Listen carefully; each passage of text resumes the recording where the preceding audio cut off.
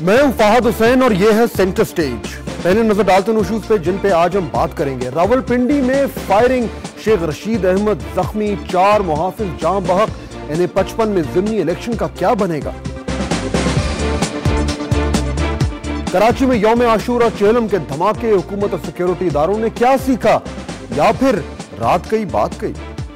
आशूरा और चेलम के दरमियान 40 दिन का वक्फा, उसके बावजूद कराची के बम डिस्पोजल स्क्वाड की हालत न बदल सकी, क्यों? और मसला कश्मीर पर खुफिया डिप्लोमेसी, दफ्तर खारजा के पास कोई रिकॉर्ड नहीं, क्या बात सिफर से शुरू होगी?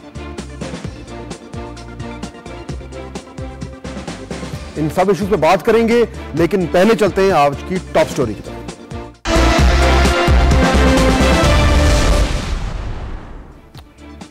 डेवलपिंग स्टोरी है, शेख रशीद अहमद के दफ्तर पर हमला हुआ है। 4 लोग रावलपिंडी में जान भाग हुए। शेख रशीद खुद अस्पताल में है। बताया ये क्या है कि उनकी हालत जो है वो खतरे से बाहर है। इसके साथ ये तेजी से बदलती हुई सूरत हाल, इसकी डेवलपमेंट्स बहुत तेजी से हो रही हैं। पंजाब असेंबली में ऑपोजिशन ने वॉकआउट कर दिया है। काफ लीग ने जो है वो इल्जाम लगाया है नून लीग पर कि इस हवाले से जो कुछ हुआ और जो टेम्पर्स हैं वो बढ़ते जा रहे हैं। एकदम एक हाई प्रोफाइल कंस्टिट्यूंसी में इस किस्म का सान्या पेश आ गया है। बहुत ही बदकिस्मत वाकया, और उम्मीद हम यही कर रहे हैं कि जो सारा माहौल है वो ज़रा ज़्यादा कशीदा ना हो। लेकिन इस वाकये के बाद होगा क्या, इसके रिपरकशंस क्या है, और जो मुख्तलिफ पार्टीज़ हैं, मुख्तलिफ जमातें हैं जिनका स्टेक है इस सीट में, इस इलेक्शन में और शेख रशीद की सियासत में, वो इस हवाले से क्या कहते हैं, समझने की कोशिश करते हैं। डेवलपिंग स्टोरी इस वक्त हो रही है। हमें ज्वाइन करेंगे रावलपिंडी से जनाब हनीफ अब्बासी, पाकिस्तान मुस्लिम लीग नून के रावलपिंडी से मरकजी रहनुमा हैं और वहाँ की सियासत को बहुत अच्छी तरह जानते हैं। हनीफ अब्बासी साहब, मुझे ये बताएं कि इस वाक़ये पर आपका फौरी रद्द अमल क्या था जब आपको ये खबर मिली?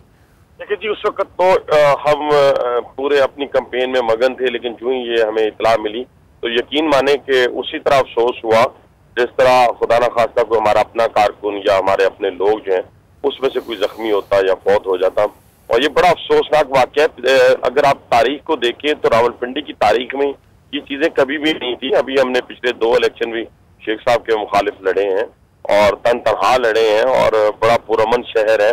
और इस शहर के अंदर ऐसे वाक़यात मैं समझता हूँ मुल्क को और इस शहर को खास तौर के ऊपर बदमनी की तरफ और दहशतगर्दी की तरफ धकेलने का एक वाकया है जो अच्छा अफसोसनाक है। अब भाई साहब, ये ऐसा है कि ये जो लोग थे, नामालूम लोग हैं जिन्होंने फायरिंग की, जो वहां से फरार होने में कामयाब हो गए। जाहिर बात है अब कार्रवाई शुरू हो गई है, तफ्तीश शुरू हुई है और उम्मीद करते हैं ये लोग पकड़े जाए। लेकिन इसका जो सियासी फॉल आउट है वो एकदम होना शुरू हो गया है। जिस बात का खतरा था पंजाब असेंबली में, जैसा कि मैंने अभी जिक्र किया, वहां पर वॉकआउट हुआ है, बॉयकॉट कर दिया है, और जो ऑपोजिशन है उन्होंने नून लीग की तरफ उंगलियां उठानी शुरू कर दी हैं। ये बड़ा, it's a very dangerous territory Noon league के ऊपर आ रहा है।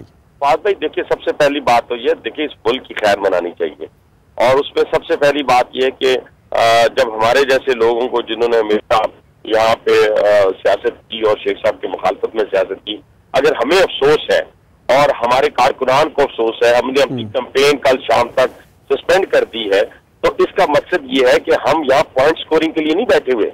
हमें उनके कारकुनान की शहादत का दुख है, हमें उनके जख्मी होने का दुख है, और हम ये देखना चाहते हैं वज़ीर आला पंजाब ने भी फौरी तौर के ऊपर RPO और CPO साहबान को ये कह दिया है कि मुझे फौरी तौर पर इस वाक़ये की जो तफसीलात है उनको फौरी तौर पर फराहम किया है। तो मैं समझता हूँ कि फिलफौर वाक़या अभी हुए कुछ घंटे भी नहीं गुजरे तो ये कह देना कि फलां ने ये किया है, तो ये मुनासिब रवैया नहीं है। मैं आपसे यहाँ तक तो आरिफ भाई साहब इत्तफाक करूंगा, हाँ, कि देखिए नून लीग एक बड़ी पार्टी है, उस पे फौरी तौर पर उंगली उठाना जो है मेरा ख्याल है गैर जिम्मेदाराना है कि वो उसमें इन्वॉल्व है।